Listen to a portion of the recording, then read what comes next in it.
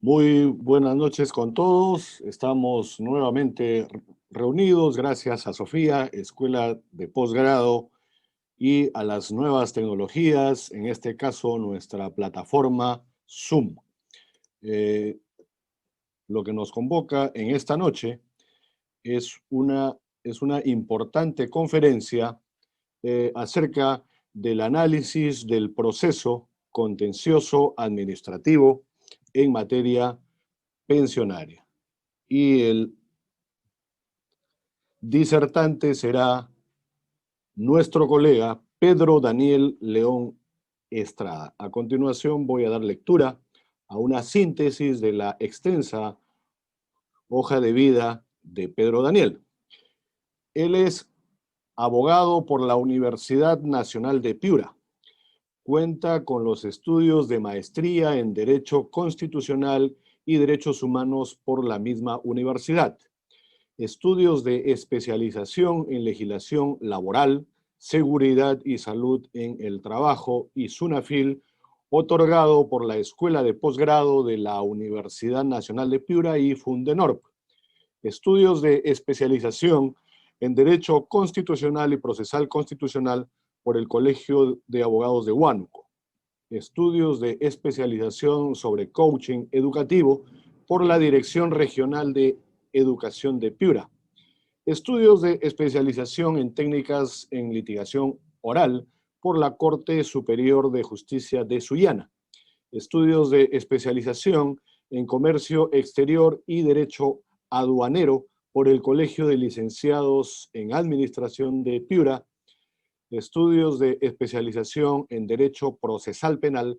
por la Universidad Nacional Pedro Ruiz Gallo, estudios de especialización en Igualdad de Género, Ciudadanía y Participación Política por el Ministerio de la Mujer y Poblaciones Vulnerables y por el Jurado Nacional de Elecciones, estudios de especialización en Formación Política y Gestión del Desarrollo por la Fundación Hans Seidel y la ONG Agrofuturo, así como de la Universidad Privada de Trujillo. Dentro de su experiencia laboral, podemos mencionar que él es ex consultor juvenil del proyecto Provías Rurales Perú, a cargo del Banco Mundial, ex facilitador en derechos humanos, liderazgo, cultura organizacional y temas jurídicos del programa de movilización por la alfabetización PRONAMA. Y también ha laborado en la Oficina Técnica Aduanera en la Superintendencia Nacional de Administración Tributaria y Aduanera, así como en la Oficina Desconcentrada de Control de la Magistratura, en el Juzgado de Investigación Preparatoria de Talara y en la Sala Laboral Transitoria de Sullana, en la Corte Superior de Justicia de Sullana. Él es presidente fundador de la Agrupación de Investigación Equipo Jurídico Humanístico, miembro ordinario y director de la sede Piura del Instituto Peruano de Derecho Civil, coordinador regional de la Sociedad Peruana de Derecho y director macro regional de la Organización Global de Jóvenes Políticos. Es un honor para Sofía, Escuela de Posgrado, contar con la presencia y con la participación de don Pedro Daniel León Estrada. Pedro, adelante, por favor. Bueno, muchas gracias, estimado doctor Willy Ramírez Chávarri, en la representación de esta prestigiosa escuela de posgrado Sofía, ¿no? Ya hemos visto que están haciendo bastante espacio respecto a contribuir a la academia jurídica y eso es bastante importante, ¿no? Se agradece, doctor, la oportunidad que me están dando de poder hablar un poquito de lo que nos apasiona y esto es el derecho, ¿no? Una carrera, una ciencia, un arte, como algunos le quieren llamar, de distintas maneras, pero al fin de cabo una parte muy importante de nuestra sociedad. Pero bueno, vamos a justamente hablar sobre la temática del día de hoy. Cuando hablamos de proceso contencioso administrativo, hablamos de un tipo de proceso que una de sus características bastante preponderantes es la formalidad. Y luego vamos al otro extremo cuando empezamos a analizar el derecho a la pensión de jubilación, es decir, la materia previsional, la materia pensionaria, y nos damos cuenta que es un derecho de orden constitucional, de algún modo, si se le puede llamar así, pero un derecho que ha sido reconocido de naturaleza alimentaria y de naturaleza social. Por lo tanto, se rige por este principio llamado pro homini, en el que se hace la cuestión de la interpretación extensiva, más no una interpretación restrictiva. Por lo tanto, las formalidades, de algún otro modo, no van a regir de manera relevante dentro del tratamiento de este derecho a la pensión a jubilación.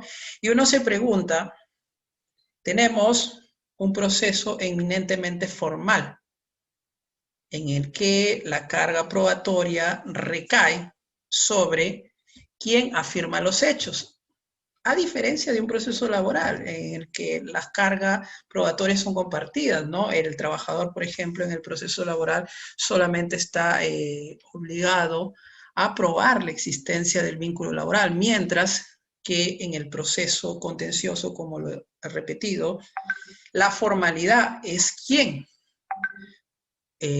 reviste este tipo de proceso. Entonces, ¿cómo hacemos para poder, de algún otro modo, conciliar este derecho a la pensión o esta materia previsional dentro del proceso contencioso administrativo?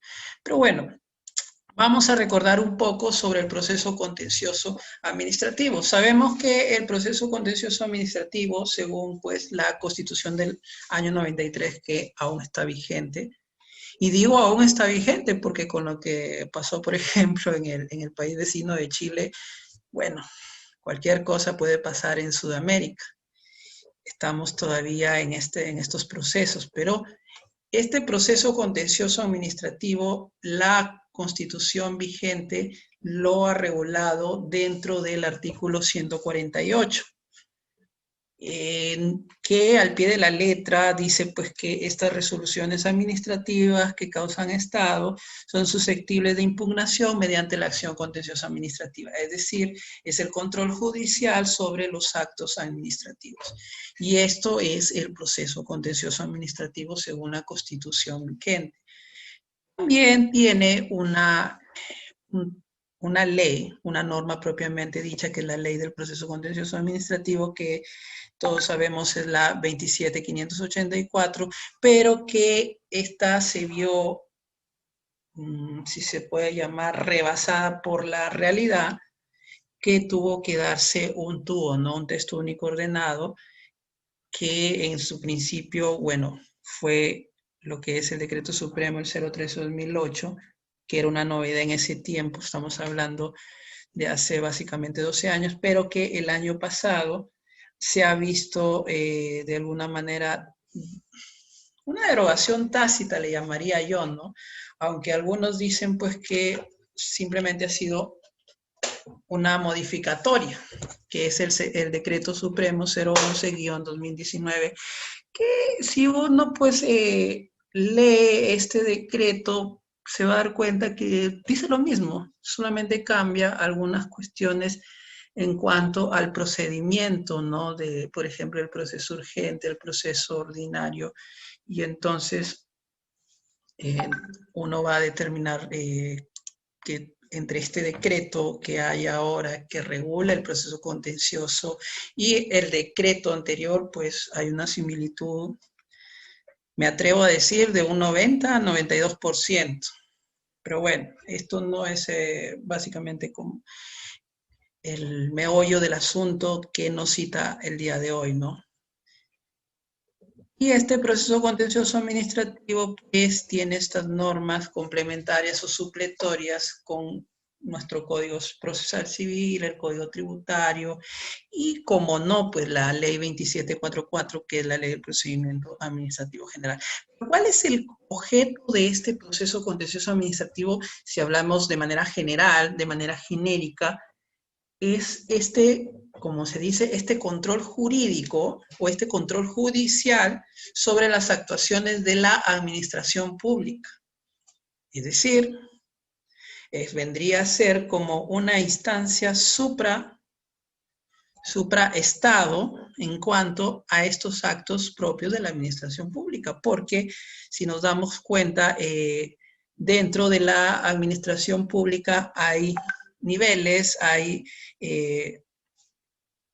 estados en las que, por ejemplo, si no estoy conforme respecto a la resolución de un acto administrativo, de una acción administrativa, puedo recurrir a medios impugnatorios para poder lograr que el superior pueda, de repente, digo entre comillas, con mejor criterio, poder resolver el asunto de controversia.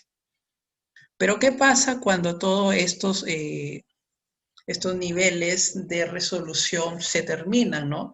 Entonces es que ahí recién pasa a este control externo, un control externo de la administración pública. Entonces, ¿por qué se da este proceso contencioso administrativo? Para poder entenderlo, porque siempre lo hemos tenido al proceso contencioso administrativo como una pugna entre que el Poder Judicial va a poder inmiscuirse, como se dice, en casos que son sometidos a su jurisdicción para poder resolver de algún modo si es que se ha vulnerado algunos derechos e intereses de los administrados, ¿no? Y es ahí donde se da la efectiva tutela de los derechos administrados, y es ahí también donde ha nacido el famoso procedimiento, el debido procedimiento, que es como el primo hermano del debido proceso en la vía judicial. Entonces, vamos un poco cambiando la idea del proceso contencioso administrativo. No lo vemos como una temática o como un tipo de proceso muy formal. De repente el decreto supremo, el 011-2019, como su antecesor, de alguna manera no los pintan así, ¿no? Pero vamos a ver que en el camino de esta exposición, que espero sea de su satisfacción y espero lograr las expectativas de ustedes, que este proceso de algún modo tiene un sentido de tutela. Por lo tanto, tiene una naturaleza tutelar frente a las actuaciones de la administración pública. Ahora, este proceso contencioso administrativo va a tener el monopolio, va a tener la exclusividad de las actuaciones de la administración pública.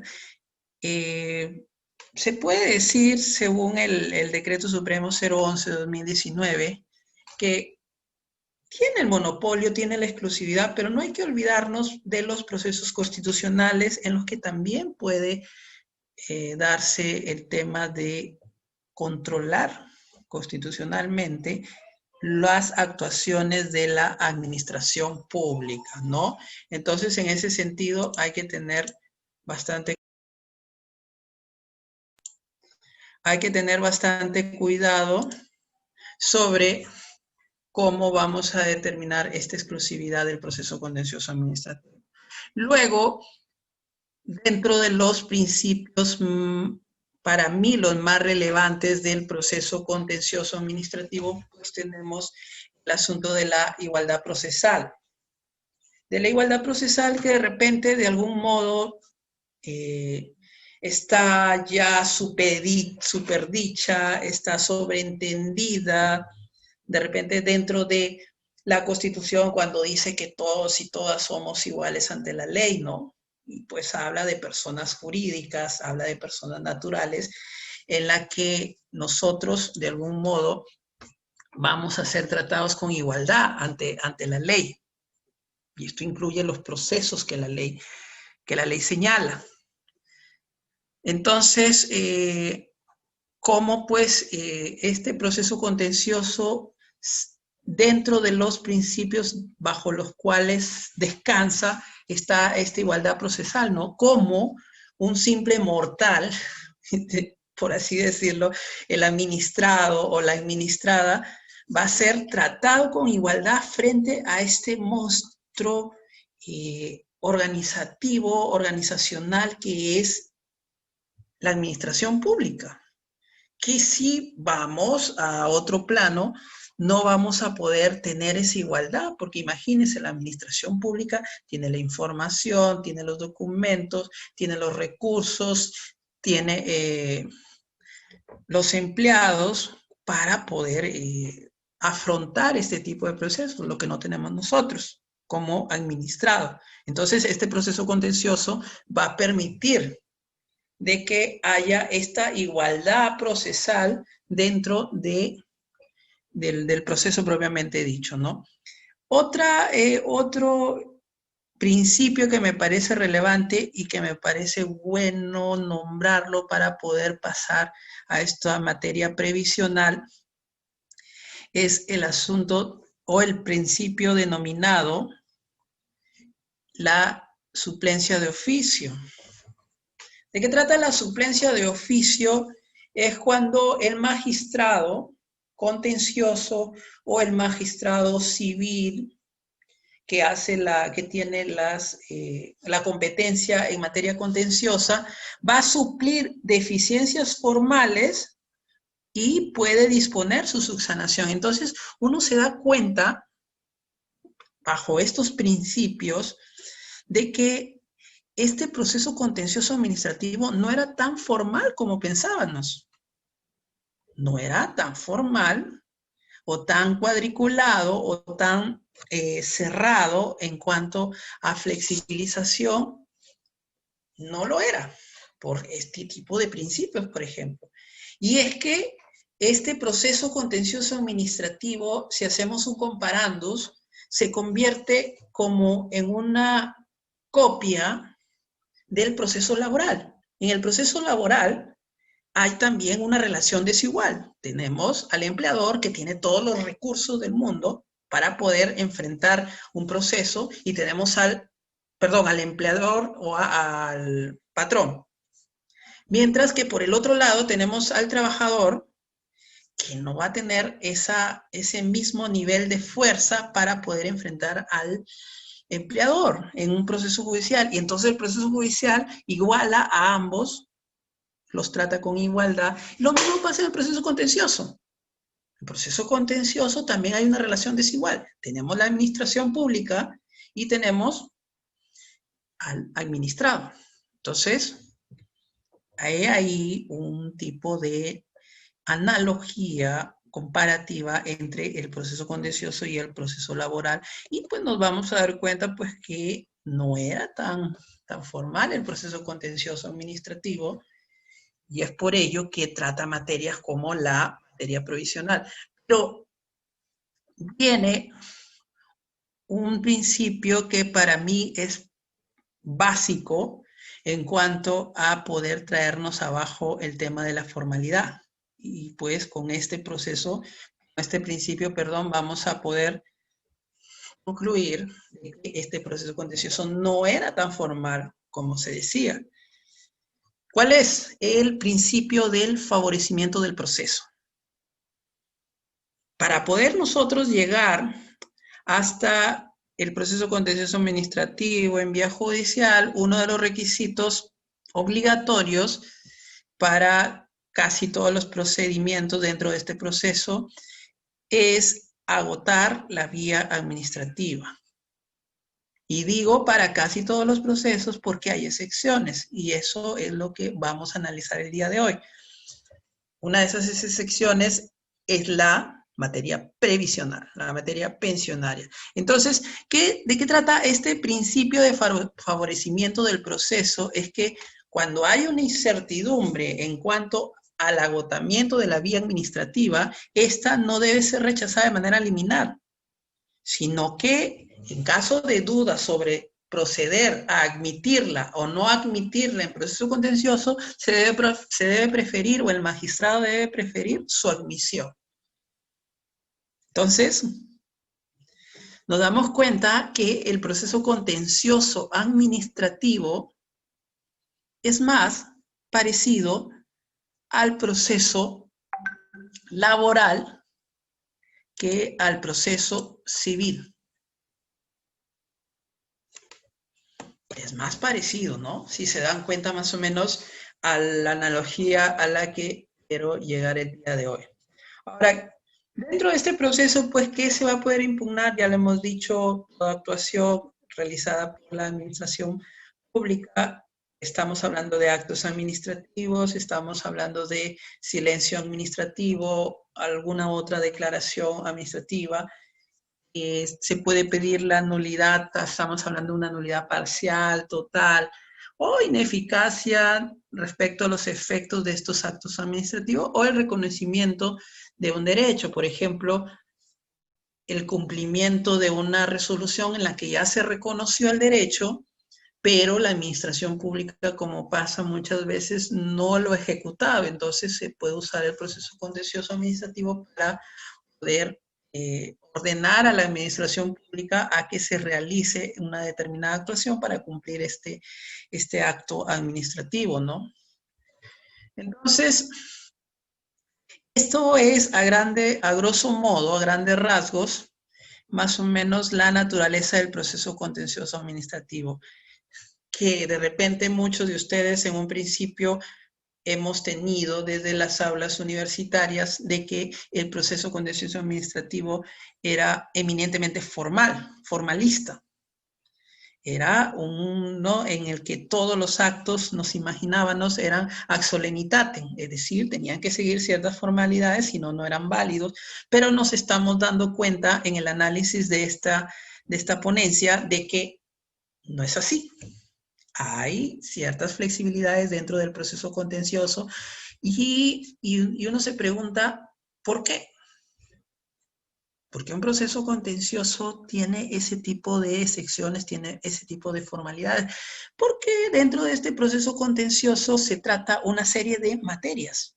No solamente son materias tributarias, no solamente es materia municipal, sino, a mi entender, son de todas las materias que trata, hay dos materias bastante sensibles, que es la materia laboral y la materia previsional. Entonces, ¿cómo podemos poner un proceso contencioso eminentemente formalista si es que vamos a tratar derechos en los que se necesita un tipo de discriminación positiva, si se puede hablar en términos constitucionales? Entonces, no calzaría un proceso formalista. Es por eso que se ha diseñado el proceso contencioso con ciertas flexibilidades para poder tratar judicialmente este tipo de materias, ¿no? Ahora, por el otro lado, tenemos el proceso, el derecho a la pensión de jubilación, es decir, la materia previsional.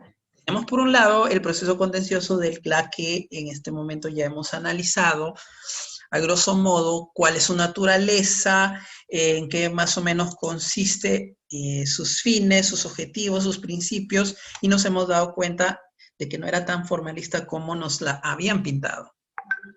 Y tenemos por otro lado el derecho a la pensión de jubilación, es decir, la materia previsional. Sabemos muy bien que nuestro sistema previsional tiene básicamente tres grandes ramas.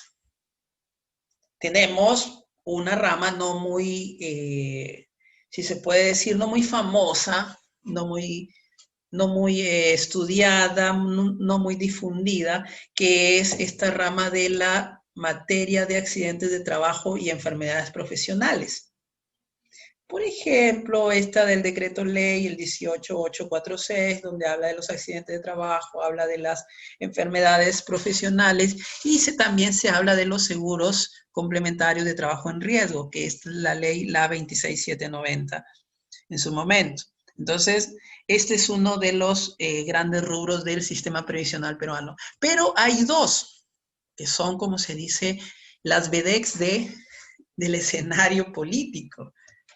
Y que ahora, últimamente, esto está en boga por esta pugna que hay, ¿no?, entre el poder legislativo y el poder ejecutivo, y estoy hablando y estoy refiriéndome al sistema privado de pensiones y al sistema público de pensiones.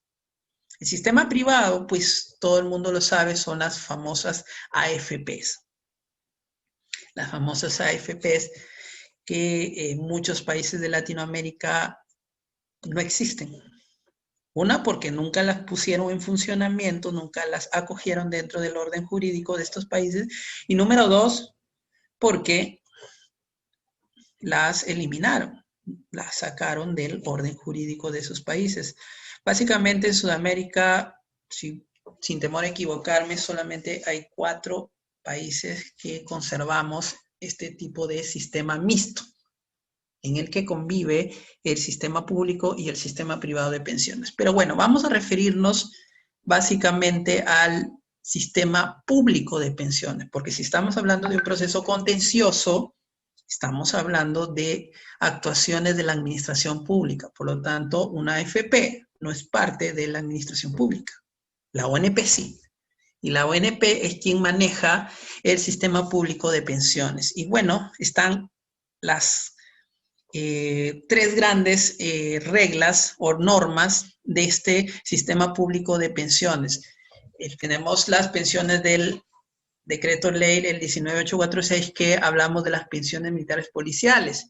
Tenemos la 20530, que fue cerrada básicamente su régimen en una modificatoria constitucional de valga la redundancia, la constitución vigente, en la que se declaró cerrado el régimen de la 20530, que era la famosa cédula viva, ¿no? Y bastante viva, según unos analistas políticos, ¿no? Bastante viva. Pero principalmente tenemos el decreto ley, la 19990, que habla pues de las diferentes normas, contenidos, regulaciones en cuanto a las pensiones, que hasta el año 92, estamos hablando hace básicamente 28 años, hablábamos de varios tipos de pensiones dentro de esta 19990, pero surgió un quiebre y pues ahora solo hablamos de 2 tipos de pensiones dentro de este decreto ley, que es la pensión adelantada y la pensión general o pensión de jubilación ordinaria. Entonces, más o menos tenemos un panorama del sistema previsional peruano. Ahora, dentro de la tipología del derecho a la jubilación, pues tenemos una serie de pensiones, como las pensiones de derecho propio, que son la pensión de jubilación ordinaria general y la adelantada, y la pensión de invalidez. Las pensiones de derecho propio son aquellas que el jubilado es quien disfruta directamente de este monto mensual que se deposita a modo de pensión. Mientras que tenemos las pensiones de derecho derivados, que son la pensión de viudez, la pensión de orfandad, la de ascendencia.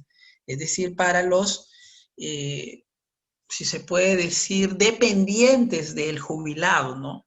Es decir, esta pensión de viudez, esta pensión de orfandad, esta pensión de ascendencia, no pueden darse o no pueden generarse o no pueden emitirse si es que no ha habido un previo reconocimiento de una pensión de jubilación.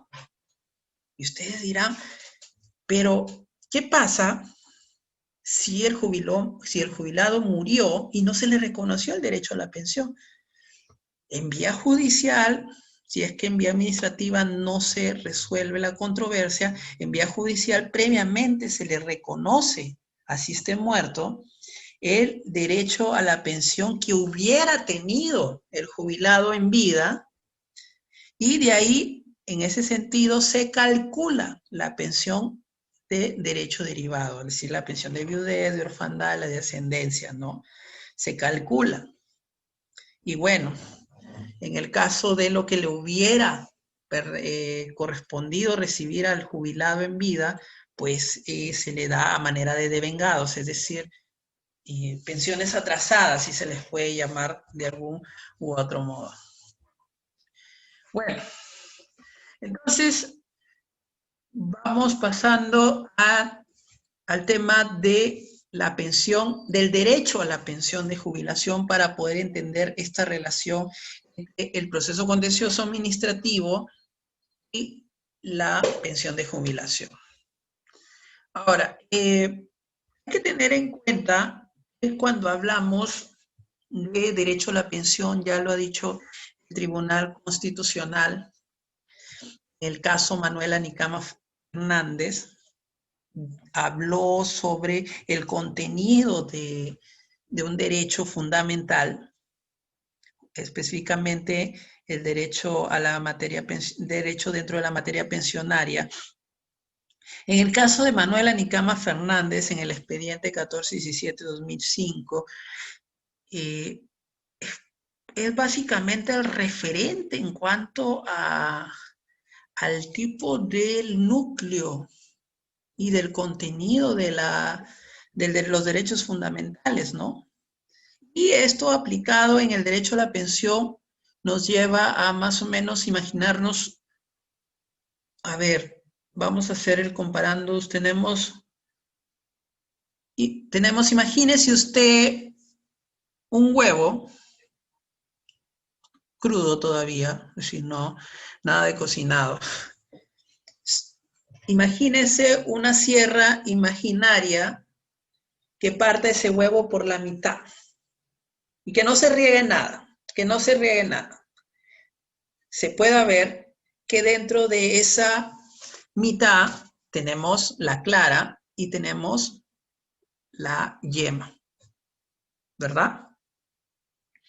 Entonces, y tenemos la cáscara. La cáscara sería el contenido adicional, la clara sería el contenido no esencial y la yema sería el contenido esencial, es decir, donde está la vida, ¿no? Donde está la vida.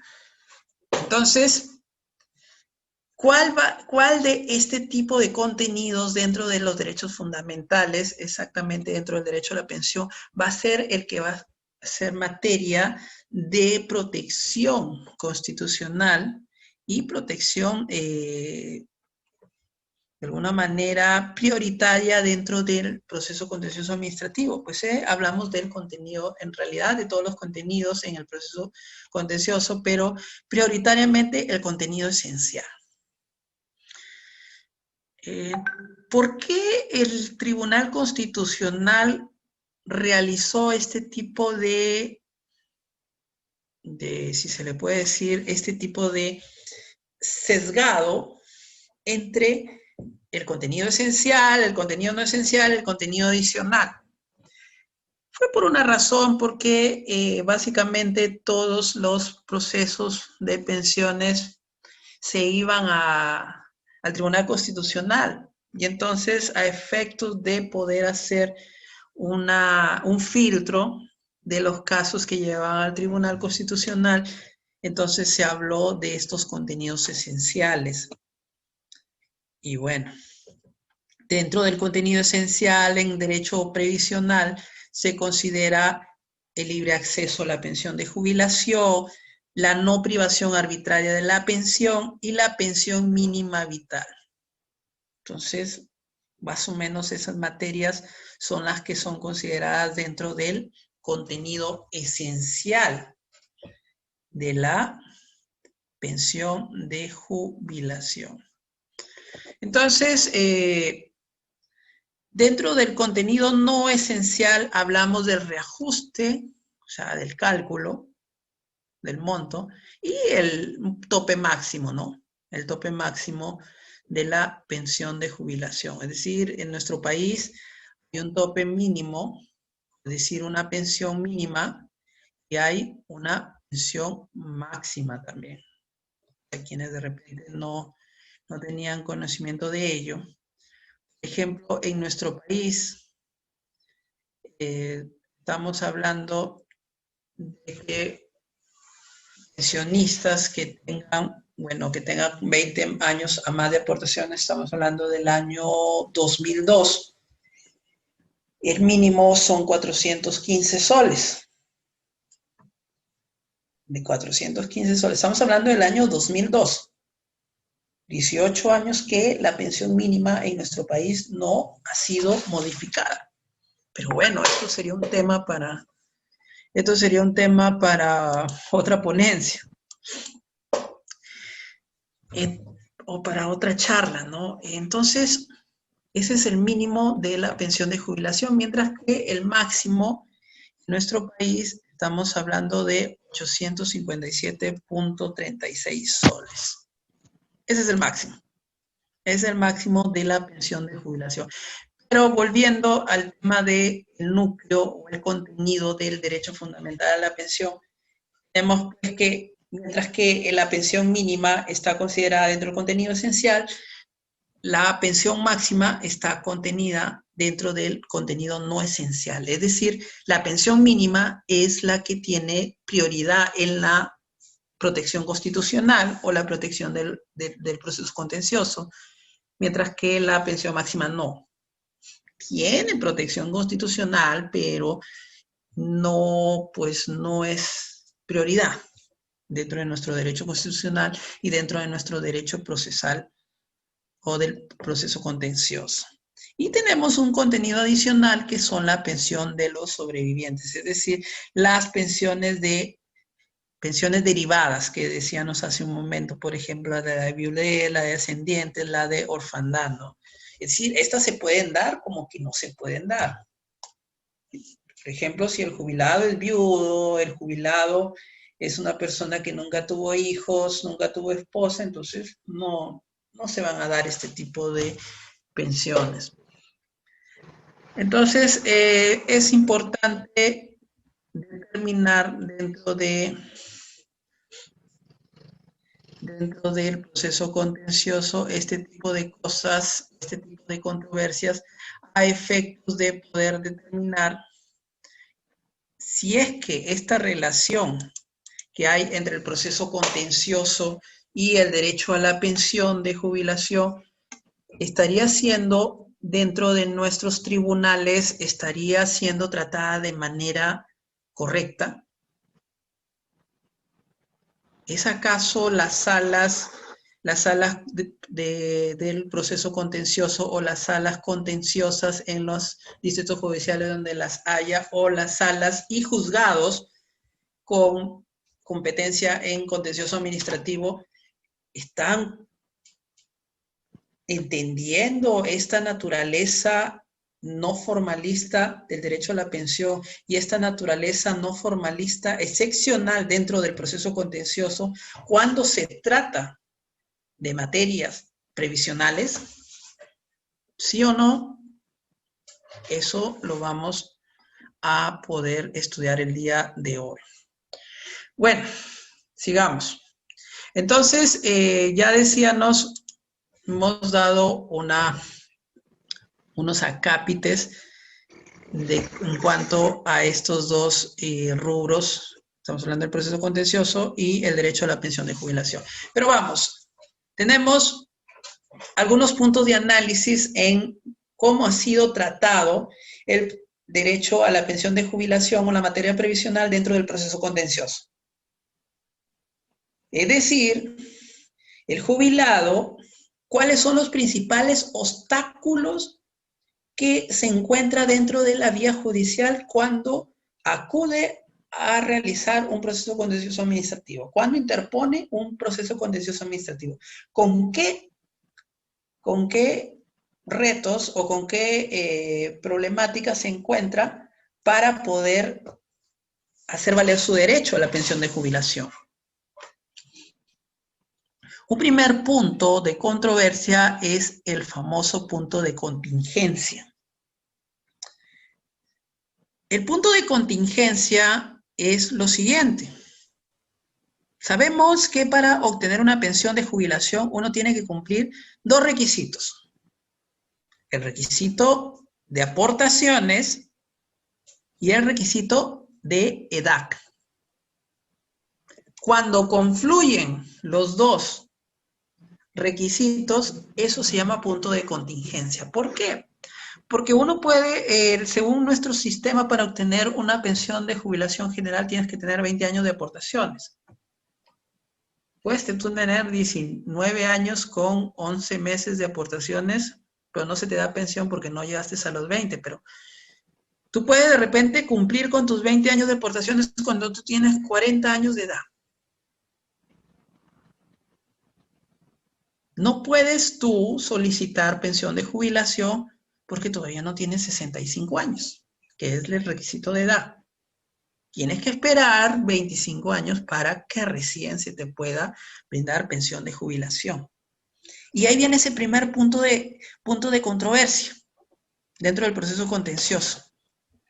Si entendemos que el proceso contencioso se maneja en el principio del pro homine, pregunta, ¿estaría cumpliendo sus fines, sus principios el proceso contencioso cuando tengamos en cuenta de que, por ejemplo, si tú no cumples el punto de contingencia, no puedes acceder a la pensión de jubilación por más que hayas pagado 20 años de aportaciones? Es bastante interesante, ¿no? Yo recuerdo haber leído, y yo creo que ustedes también lo han leído, colegas, el decreto ley 19990, en su redacción primigenia, es decir, en su primera emisión, era distinto el requisito de edad y era distinto el requisito de aportaciones. Para los varones pedía que el requisito de edad tenían que haber cumplido 60 años y para las mujeres 55 años. Para los varones les pedía 15 años de aportaciones y 13 años de aportaciones para las mujeres. Qué gran diferencia con lo de hoy, ¿no? A pesar de que la vida, el costo de vida ha subido, se ha elevado por las nubes, a pesar de que el costo de vida ha subido, pero la esperanza de vida ha bajado. Es decir, vivimos menos en estas épocas que lo que vivían nuestros antepasados, estamos hablando en los años 70, 80, hacia atrás. Entonces, ¿qué pasó ahí? ¿Qué pasó respecto a esta producción legislativa, normativa, en cuanto a que entró no es porque sea el gobierno de Fujimori, pero ambos modificatorias se dieron en la época del gobierno de Fujimori. Estamos hablando en el 92, se subió las aportaciones, se subieron las aportaciones de 15 a 20 para los varones y de 13 a 20 para las mujeres. Las mujeres son las que salieron más perjudicadas, porque ahora les pedían 7 años más, a los varones 5 años más.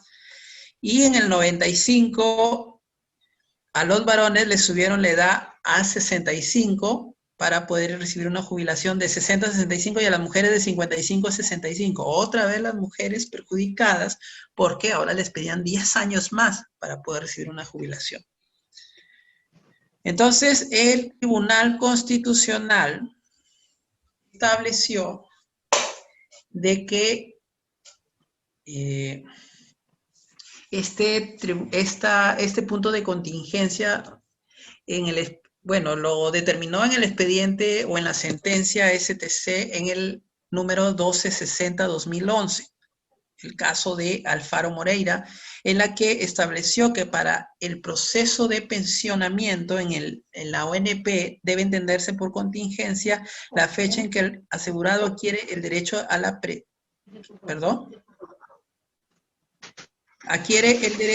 la prestación económica. Entonces, el Tribunal Constitucional, a mi entender, no solucionó esta controversia, ¿no? Es decir, ¿qué hace el jubilado que empezó a trabajar a muy temprana edad y de repente a los 45, 50 años ya tenía completado los 20 años, ¿no? Ustedes me dirán, pero hay la pensión adelantada. Sí, pero la pensión adelantada no te pide 20, te pide más años de aportaciones. Pero bueno, hablamos del general, de lo general. Entonces, ¿qué haces si ya cumpliste los 20 años de aportaciones, pero todavía te falta 15 años para tener 65 años? De repente en el camino te mueres. Y no disfrutaste de esta prestación económica. He trabajado en este aspecto contencioso administrativo en el Poder Judicial y pues lamentablemente litigantes que han ido a pedir su pensión porque la ONP no les otorgaba la pensión, han ido al Poder Judicial, que en el camino han muerto. Yo recuerdo que cuando se realizaban las sentencias, se tenía que revisar el sistema de RENIEC para ver si el litigante había muerto. Y es que este tema del requisito de edad no se condice con la realidad de la esperanza de vida de nuestro país. Pero bueno, es un tema social, ¿no? Entonces, el Tribunal Constitucional, en este caso de Alfaro Moreira, determinó que en casos en que el asegurado haya cumplido los requisitos establecidos para tener este derecho a la pensión y continúe trabajando, en el caso de estos señores que lograron los 20 años antes de los 65, los 20 años de aportaciones, dice que esta contingencia se producirá cuando éste cese en el trabajo. Es decir, el Tribunal Constitucional aumentó un elemento más. Ya no era solamente el requisito de la edad, ya no era solamente el requisito de las aportaciones, sino aumentó un tercer elemento. Este elemento se llamaba cese en el trabajo, es decir, deje de trabajar. Entonces como se dice, una materia todavía por trabajar dentro del proceso contencioso, ¿no? El proceso contencioso no puede establecerse que o no puede manejarse por supuestos si es que se puede de algún modo decir que no es formalista, decir que no se maneja por formalidades, pero no puede resolver sobre materias o sobre asuntos que no estén determinados dentro de la norma, ¿no? Es decir, dentro del TUO de la 27584. No puede hacerlo. Y se supone que el Tribunal Constitucional en su papel legislativo, porque ojo, el Tribunal Constitucional de algún modo es productor de normas, ¿no? De productor de principios dentro del orden jurídico de nuestro país. Más bien, en vez de alivianar esta carga del jubilado, más bien la aumentó. Un tercer elemento para que se cumpla la contingencia, y esto es cesar en el trabajo. Bueno, otro punto de controversia es la famosa vulneración continuada. ¿Qué es lo que pasaba? Era lo siguiente, y aquí el Tribunal Constitucional, a mi entender, sí hizo su papel, sí hizo su trabajo, ¿no? Recuerdo, y hasta ahora, ¿no? El jubilado solicitaba su pensión de jubilación, dice, señores de la ONP, ya tengo más de 65 años, he cumplido con aportar más de 20 años como mínimo, necesito mi pensión de jubilación. Y pues la ONP, la Oficina de Normalización Previsional, se demoraba, como se demoran la mayoría de instituciones en nuestro país. No tomando en cuenta, por ejemplo, no tomando en cuenta la vulnerabilidad de esta población.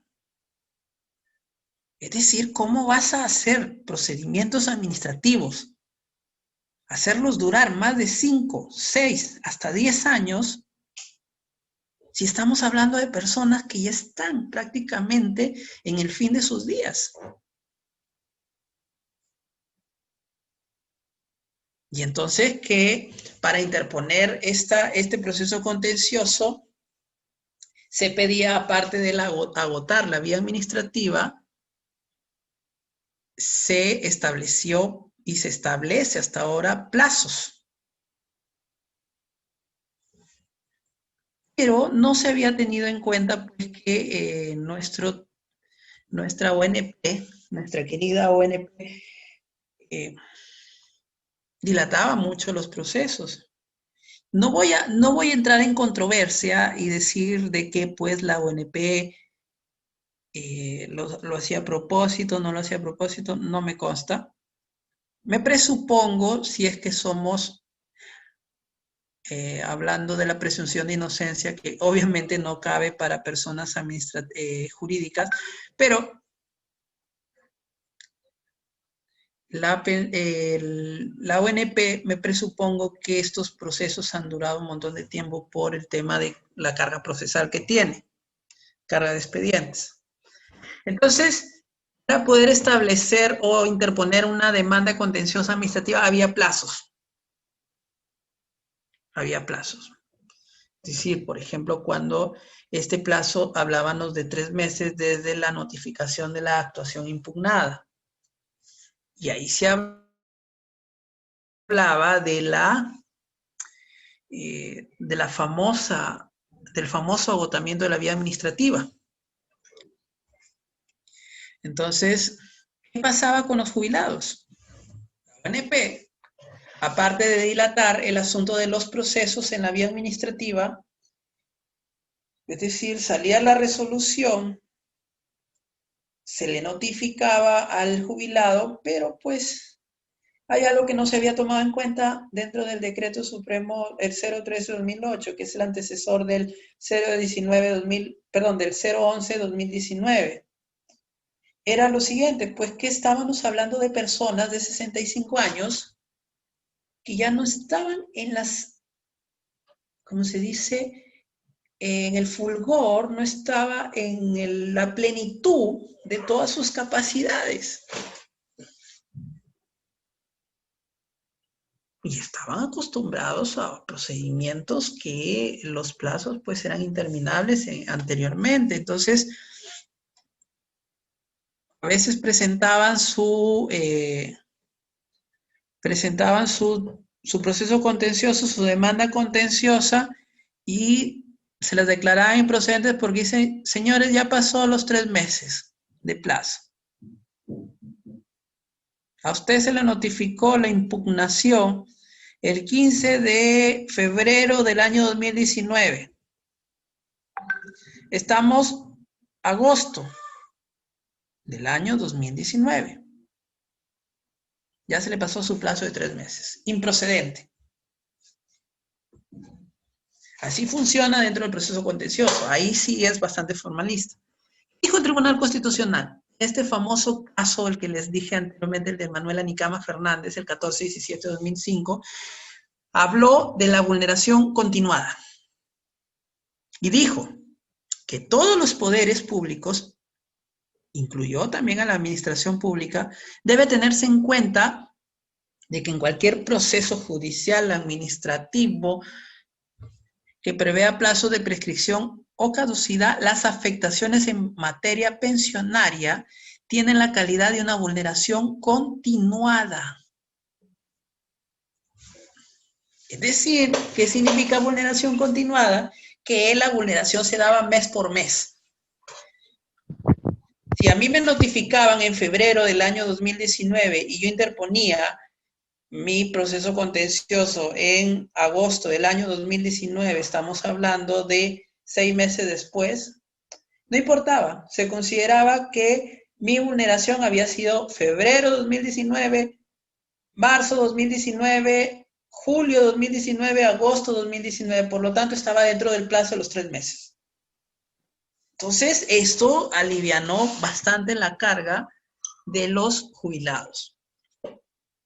Y pues se habló de esta vulneración continuada, no solamente en materia judicial, es decir, dentro del proceso contencioso, sino también la vía administrativa.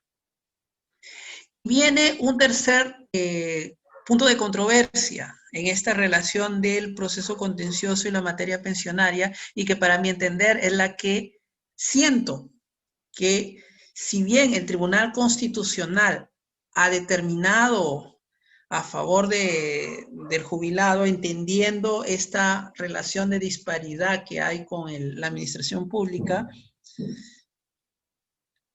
creo que el sistema judicial aún no lo ha entendido. Y esta es la carga probatoria.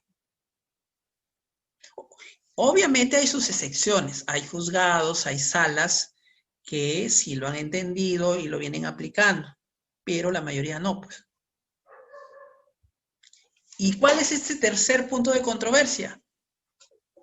Es la carga probatoria. Cuando hablamos de carga probatoria, dentro del proceso contencioso administrativo tenemos que la carga de la prueba, como lo dije en un principio, corresponde a quien afirma los hechos. Pero también habla este decreto, el 011-2019, que también existen medios de prueba de oficio, es decir, el juez, en decisión motivada e inimpugnable, puede mandar o ordenar la actuación de medios probatorios adicionales. Ojo, que cuando se habla de proceso contencioso se presupone que los medios de prueba que son los que se van a tomar dentro de la vía judicial son aquellos que han sido actuados dentro de la vía administrativa, a excepción de aquellos que se dieron después, los actos se dieron o se conocieron después de la vía administrativa. Entonces, esta carga probatoria, lo dijo el Tribunal Constitucional, en el famoso caso de Alejandro Tarazona Valverde, el 4762-2009, y dijo lo siguiente.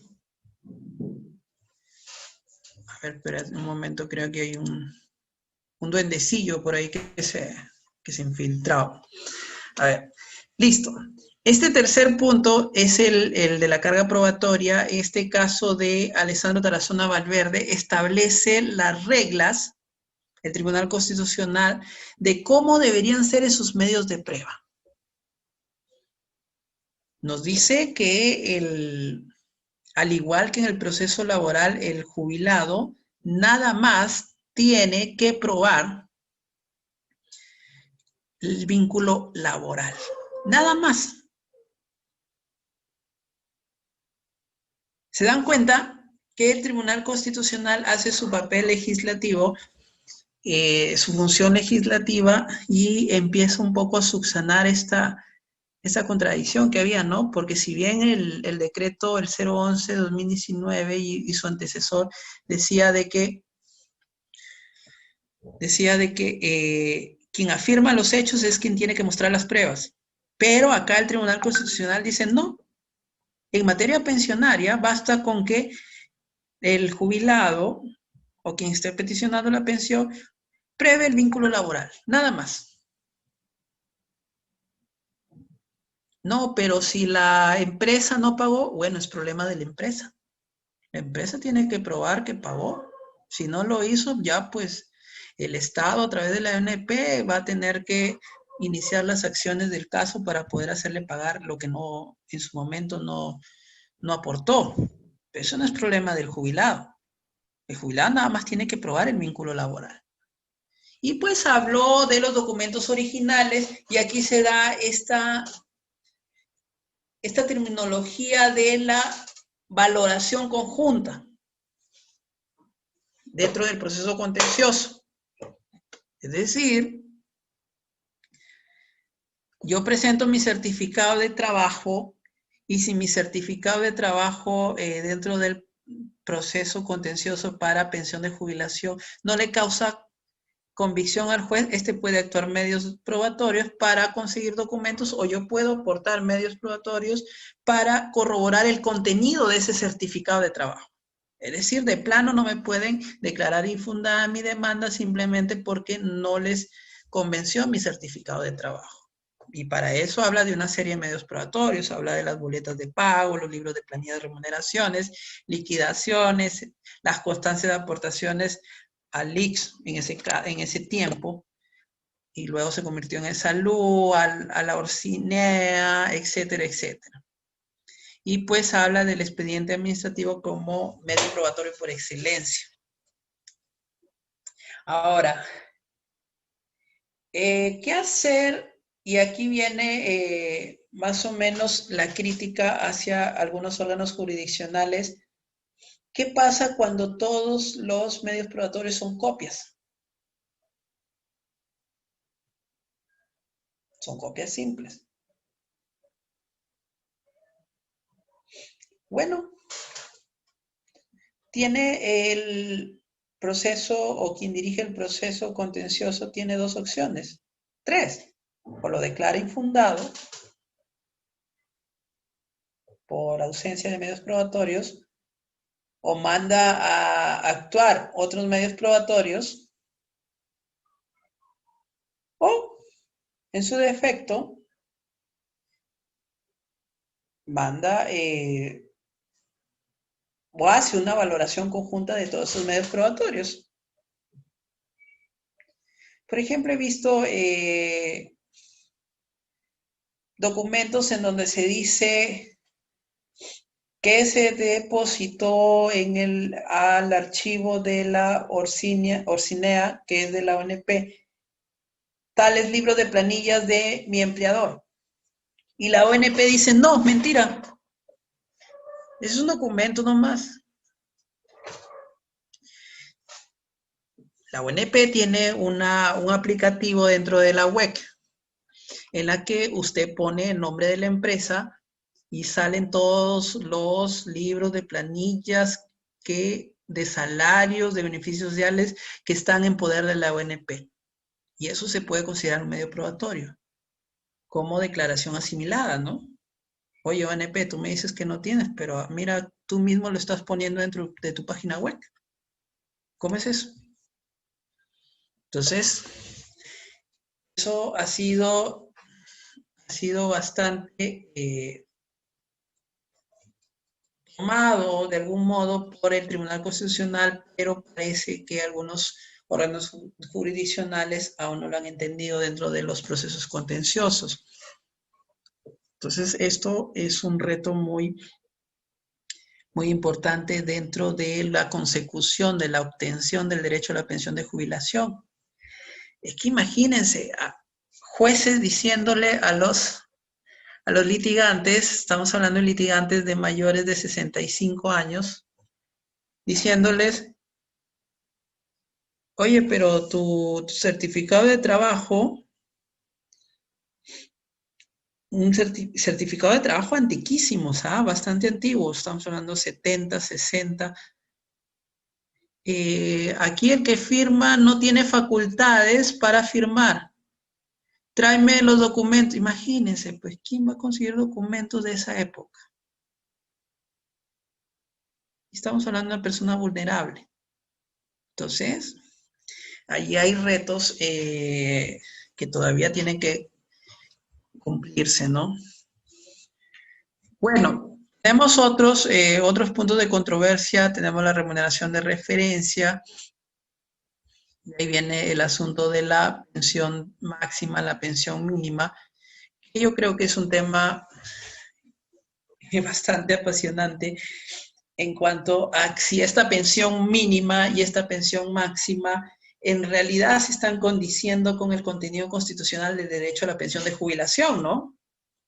Es decir, 415 como mínimo, 857.36 como máximo, en realidad son suficientes para poder decir que se habla de una pensión de jubilación digna, acorde a los estándares constitucionales, para mí no. Para mí no, porque incluso el máximo vendría a ser menos que el sueldo mínimo vital en nuestro país. Es algo bastante triste, pero bueno, son retos que aún nuestro sistema tiene que cumplir.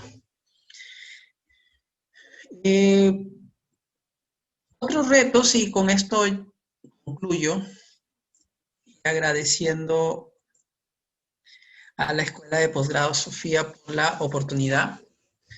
Otros retos tenemos el asunto de qué hacemos dentro del proceso contencioso administrativo frente al no cumplimiento del periodo mínimo de aportaciones, lo que decía anteriormente, ¿no? Y que se rechazó en el Congreso el tema de la devolución. Bueno, se rechazó el tema de la devolución de los aportes de la ONP menores a 20 años.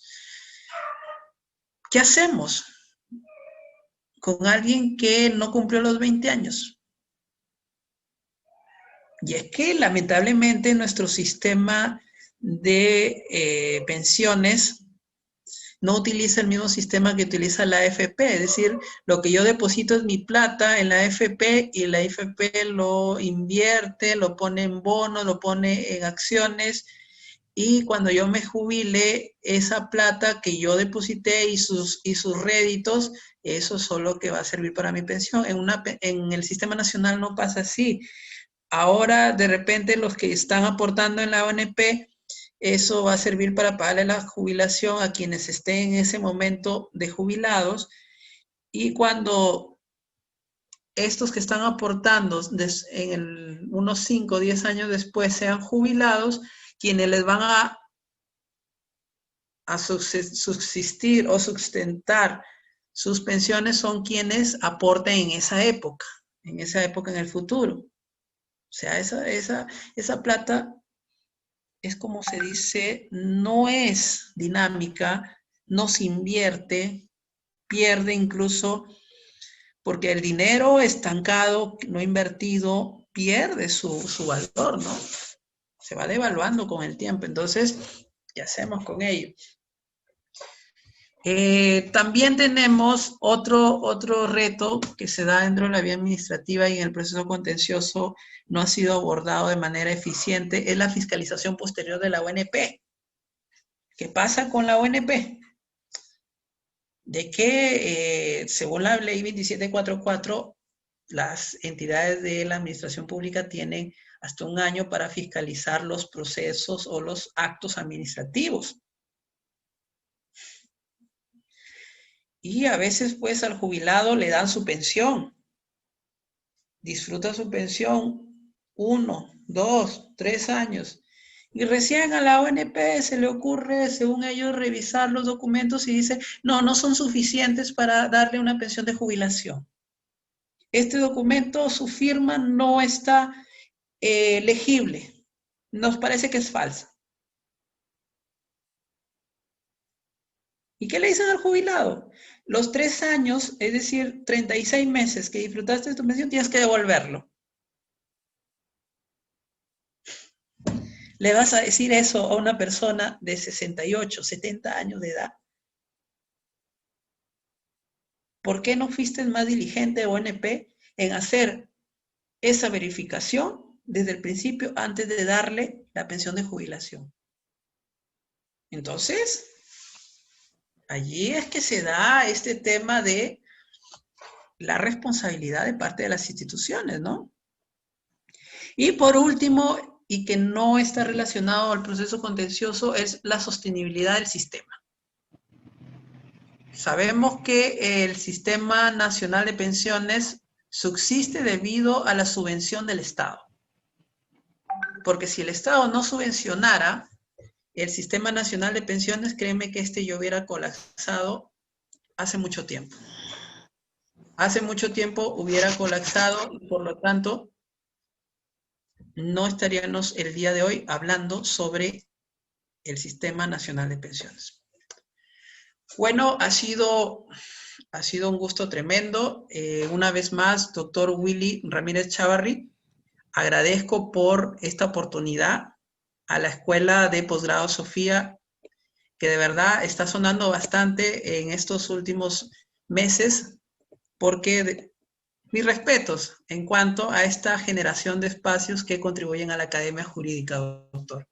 Que Dios les bendiga y muchas gracias por haber escuchado a este abogado. Muchas Ok, gracias. ok. Muchísimas gracias a ti, Pedro. Eh, por favor, si hubiera alguna consulta, alguna duda, alguna inquietud, eh, hacerlo de la forma debida. Bueno, hay la opción de levantar la mano, está en la parte inferior derecha. Si no les aparece esa opción, hay una flechita que dice más. Ustedes dan clic en más y se despliega las opciones allí. O si no, pueden hacerlo también vía chat. Están acá las felicitaciones, saludos, etcétera, ¿no? A ver si hubiera alguna inquietud, alguna pregunta para nuestro expositor.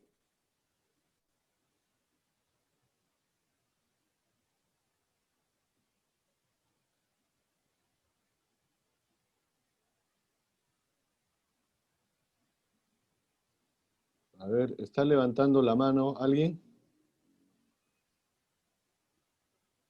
A ver, creo que levantó la mano Dudy.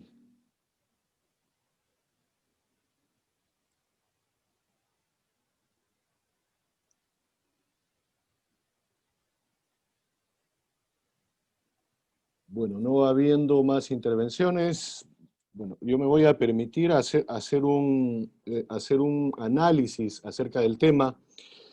Bueno, yo no conozco mucho el ámbito pensionario, pero algo sé del derecho administrativo y del procedimiento contencioso administrativo que en nuestro país está regulado por la ley 27584. Bueno, esta norma nos da los alcances básicos del proceso contencioso administrativo y también hay que verlo desde el ámbito constitucional y desde el ámbito legal también, ¿ya? Porque incluye todo esto, o abarca todo esto, mejor dicho.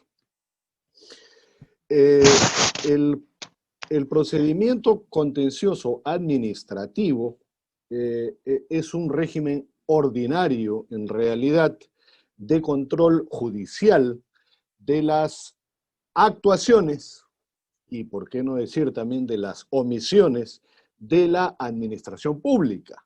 De eso es de lo que se encarga o de eso es de lo que se ocupa el procedimiento o el proceso contencioso administrativo. Y de las acciones y omisiones de la administración pública, como ya dije, sujetas al derecho administrativo. Esta norma, esta ley, la 27.584, aprobada en el año 2001 y puesta en vigencia el 16 de abril del año 2002, nos da algunos fundamentos interesantísimos que bueno, voy a mencionar, ¿no?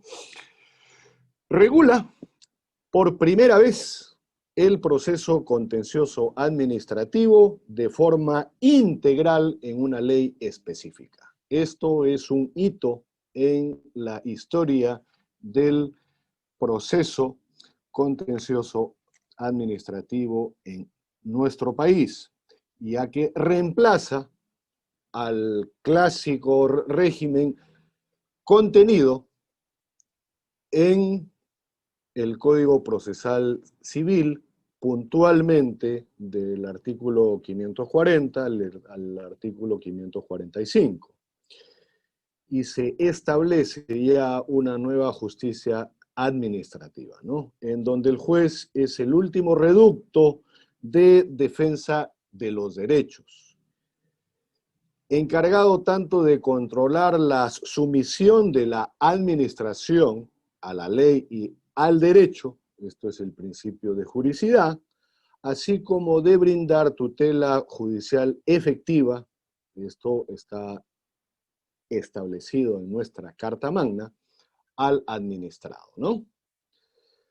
Y el contencioso administrativo nace del principio de la división de los poderes del Estado, precisamente, y en concreto del sistema de frenos y contrapesos que debe existir entre los poderes públicos, ¿no? En donde aparece que, si bien es cierto que el Ejecutivo, sea este el gobierno nacional, también el gobierno regional y gobierno local, quienes administran, quienes ejercen la administración pública, es el Poder Judicial el que controla que tales autoridades lo administren de acuerdo a lo que establece la ley o las leyes y el derecho mismo, ¿no?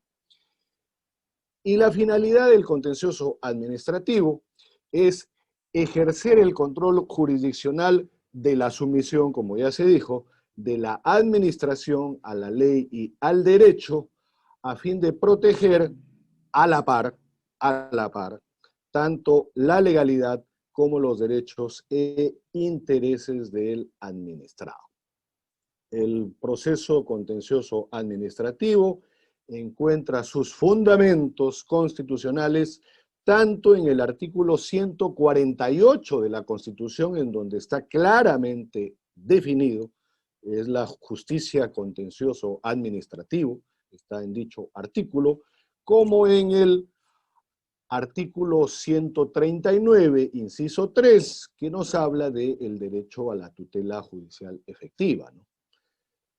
Esta norma, la ley número 27584, con todos sus méritos, no deja de estar sujeta a mejoras. Y hemos observado cómo es que se ha ido modificando, cómo es que se ha ido enmendando, como cualquier otra norma, ¿no? Y eso es bueno, eso no está mal, porque todo es perfectible, no hay nada perfecto.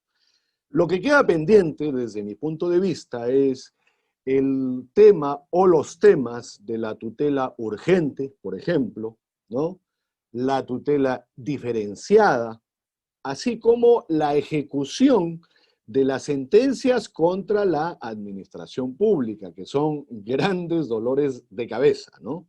Algo se tiene que hacer. Entonces, y para eso precisamente está el foro académico, ¿no? Se ha privilegiado, ¿no?, la posición de la administración pública, ojo, se ha privilegiado la posición de la administración pública por el principio de la legitimidad. Bueno, estoy hablando en términos generales, ¿eh? Porque estamos viendo que en el tema pensionario no es así. Y se ha debilitado la tutela del administrado. Eso es lo que ha sucedido, ¿no? Ya que el administrado tiene que acreditar los requisitos de ley. Los requisitos de ley, que eso está detallado, ¿no? Amén de los costos excesivos para cumplir con la contracautela establecida en algunos procesos. Entonces, a manera de reflexión final, podría decir que nuestra tarea, ¿no?, o lo que nos debe preocupar, es el retornar a una forma de equilibrio entre la administración y el administrado.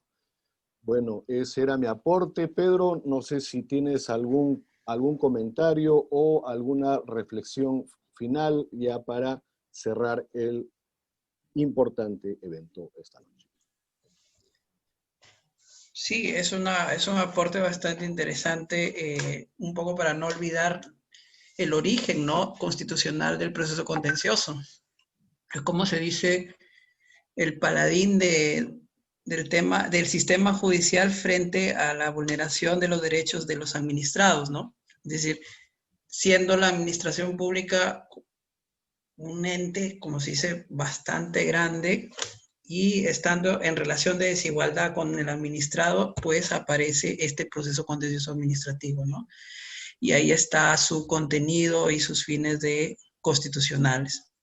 No, doctor, sí, ha sido bastante, yo creo, ha dado un puntillazo en la temática del proceso contencioso y pues no me queda más que aportar, doctor. Muy bien. Muchísimas gracias, Pedro. Nuestro agradecimiento y reconocimiento al doctor o a nuestro colega Pedro Daniel León y a todos los que nos han acompañado esta noche en este importantísimo evento y los invitamos a seguir asistiendo. Esta es ya la conferencia número 119. Mañana llegamos a la conferencia 120. Estamos hablando de 24 semanas ininterrumpidas, acercando parte del vasto conocimiento jurídico hacia nuestra comunidad, hacia la colectividad y muy en especial a nuestros colegas que están conectándose desde otras latitudes, desde otros países, de República Dominicana, Ecuador, Colombia, Bolivia, entre otros, ¿no? Un abrazo fraterno a todos y cada uno de ustedes y quedan invitados a la sesión del día de mañana. Muchísimas gracias. Hasta mañana.